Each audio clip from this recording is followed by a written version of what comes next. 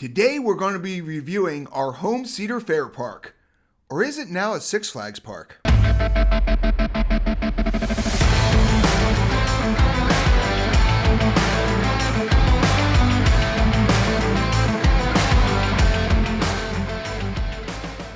Hey everybody, it's Paul from the 125 Roller Coaster Challenge, and it's time to do our park review for Dorney Park. Now, like our other home parks, Dorney Park has been a part of our lives since both Laser and Hercules were a thing. So what is the Focus On series? Well, it's our way of giving a full park review. In this video, we're not comparing this park to any other, we're just going to be discussing Dorney Park and what makes it a staple for our summer plans. We're going to be rating its location, rides, food, games, and everything there is to discuss about Dorney. And at the end, we're going to be giving a park a grade. Just like with our Making the Grade series with roller coasters, we will be scoring each segment from 1 to 10, which means an average score is a 5. When we get done, we're going to add up the scores and give it an overall grade. Now, there are 15 categories, so the grade ranges will be as follows. An A grade means we must visit that park as often as possible, and the points have to be between 130 to 150. A B grade means we gotta visit that park a few times a season, and there the scores are 110 to 129. A C grade means we can stop by probably once a year, and that's a 90 to 109. A D grade means we have to visit at least once in our lifetime, and that's a 75 to 89, while an E/F grade means we're not going to waste our time if it's below a 74. So without further ado, let's kick off this video discussing its location. Now, Dorney Park is located right outside of Allentown, PA. Yes, the one that Billy Joel sang about, and is right off of Interstate 78.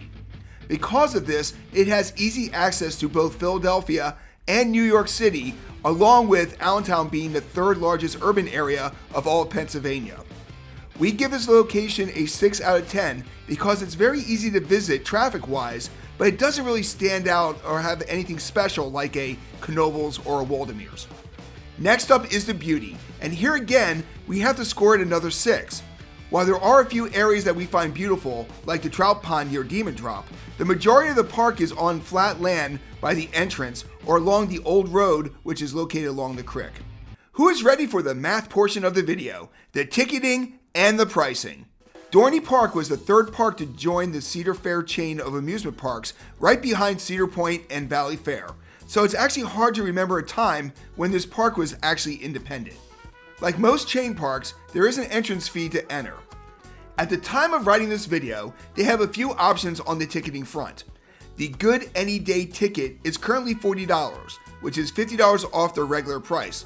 And it does what it states. It's good any day in the 2025 operating season. They also have the Fun Day Bundle, which is that day pass with all-day dining, and that is currently $55. Now let's talk about season passes. They have two options, the Silver and the Gold. And the Silver Pass provides unlimited visits until Labor Day, but does not include the haunt season or the all-park passport option, which we're going to discuss later. That pass is currently $99. The Gold option gives you the haunt and allows you to get the all-park passport option, and that is $125. Of course, we're going to suggest the Gold because their haunt is something you do not want to miss. So what is this all-park passport anyway? Well, Dorney Park was part of the Cedar Fair chain, like we mentioned before, but now that chain has merged with Six Flags, which is now the namesake. So what the all-park passport is $80.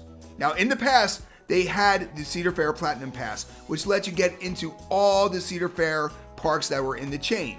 This pass does that along with the Six Flags Legacy Parks as well. That gives you over 40 parks you can now enter. With Six Flags Great Adventure so close, this add-on is a no-brainer. There are other add-ons that we will be mentioning later on in this video, but for ticketing and pricing, and now having the option to get into 40-some parks, Dorney gets a 10 out of 10. The access to all those parks for under $200 is simply amazing. Now let's talk about the rides, and we're going to kick it off with the kids' attractions. Now, again, like most Cedar Fair parks and Six Flags parks actually, they tend to keep all their kids' attractions in one area. And because this is a legacy Cedar Fair park, that section is themed to Snoopy and the Peanuts Gang. At Dorney Park, this section is called Planet Snoopy, and is actually pretty big. Located to the left as soon as you enter the park, this section has 14 perfectly themed attractions for kids to enjoy. These include Snoopy Junction, Linus Launchers, Charlie Brown's Windup, and the perfectly named Kite Eating Tree. This section is larger than most of the other Cedar Fair parks, so we're going to give it a 9. Now let's discuss the rides that the entire family can enjoy. Here, this park gets an 8 out of 10. So what are some of the rides that fit into this category? Well, the antique carousel that you see as soon as you walk into the park, along with their 2 trains, the Cedar Creek Cannonball and the Zephyr. There's also a 100-year-old whip and the brand new Empty Buckets, which is in the new Steelworks section of the park. And of course, the very rare Apollo. These attractions can be found throughout the park, and there's always something for the family to enjoy. Looking for a more thrilling experience? Well, this park gets an 8 out of 10. This score comes from thrill rides which include Dominator, the Drop Tower, their Chilling Meteor, the 3 water attractions which are Thunder Creek Canyon, Whitewater Landings, and one of our favorite log flumes, Thunder Creek Mountain. And who can forget the last remaining Intamin Drop Tower, Demon Drop, which started off its life on the shores of Lake Erie. Now let's talk coasters. Here we have to give this park a 7, but to be honest, it would have been a 6 before last year. For years, Dorney Park was always the redheaded stepchild to the Cedar Fair chain, with its last original roller coaster coming almost 20 years ago, and that was Hydra the Revenge. Yes, they had some decent coasters like Thunderhawk, Wild Mouse, Steel Force, and their top dog, Talon the Grip of Fear, but the lack of something new kept this lineup pretty stale. Well, finally, Cedar Fair answered the call and added not just a brand new coaster, but revised an entire area of the park into Steelworks, and with Iron Menace in their coaster mix, I think that deserves a full point increase. Don't you? Alright, who's hungry? Or is it just me? Well, let's start off the food section with the food locations and the variety of their food offerings. While there are a lot of locations, the variety of most of them is pretty lacking. Yes, if you want burgers, pizza, and chicken strips, you've got a lot of places to choose from. Their highlight restaurant is located in the water park, which is the Tidal Wave Cafe, which means that this location is only open during the summer months and closes way before the rest of the main park does. They did add some variety with the Iron Mill Grill and Bar with their flatbread pizzas, along with the brand new Sipping Container and Schooner's Cove Bar in the water park. It's going to be adding a little bit more adult options for you to enjoy, but overall this entire category just gets a 6. So how is the quality of the food? While the stands like the Burger Barn, Coasters Drive-In, and Clucks and Frank's delivers what they promise, the Chickies and Pete's, along with the brand new Whitewater Tavern, adds more taste and quality, which gives this a slightly better score at a solid 7. Now, we hinted about the water park earlier, so let's just dive right into it. Wildwater Kingdom is the reason why people visit Dorney Park. No, I'm serious. While most amusement parks are the main draw, here the water park is the focus, and that is a good thing. This water park has 2 lazy rivers, 2 wave pools, slides for both mats, tubes, and just plain body slides. They have the best restaurant in the park, they have 2 bars, and even a stage for live entertainment. Wildwater Kingdom gets a 10 out of 10, and maybe even an 11 if I could do it. The next category is amusement games, and here they get a solid 8. This park has a full arcade with a great mix of classic and new games to choose from. There's also a loaded carnival game area near the midway and close to Talon, where everything you could want from water gun races, pop the balloon, and so much more. Throw in some random games throughout the rest of the park, and there is enough here for anyone's skill and competition level. Now, we talked about live shows at the water park, but that is not all there is. There is a main stage right next to the carousel for their special events, but they also have daily shows that can be found in Planet Snoopy, along with character meet and greets, and the center stage. They even have Alfundo's house, where you can see their scary clown mascot up close and personal. Let's give this category a nice 7.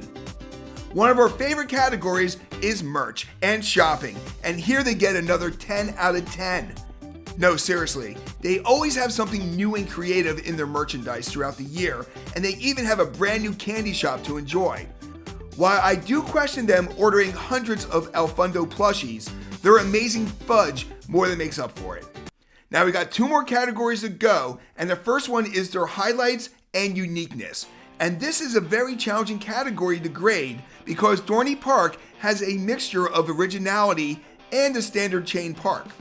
The original area along the creek, along with the new steelwork section, is unique and mixes new and traditional aspects.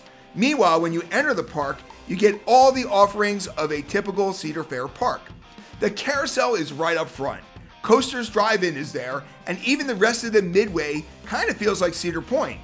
We are going to score this category a 6. Now, it would have been average, but they do have a trout pond.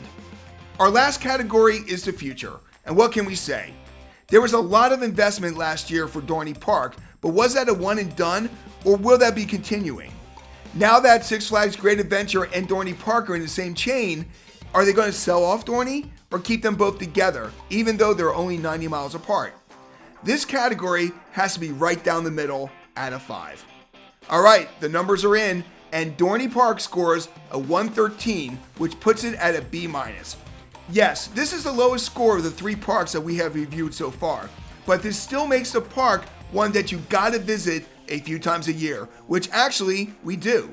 Now, highlights include their pricing, the kids section, their amazing merchandise, and of course, Wildwater Kingdom, while their food and their future kind of keep them grounded.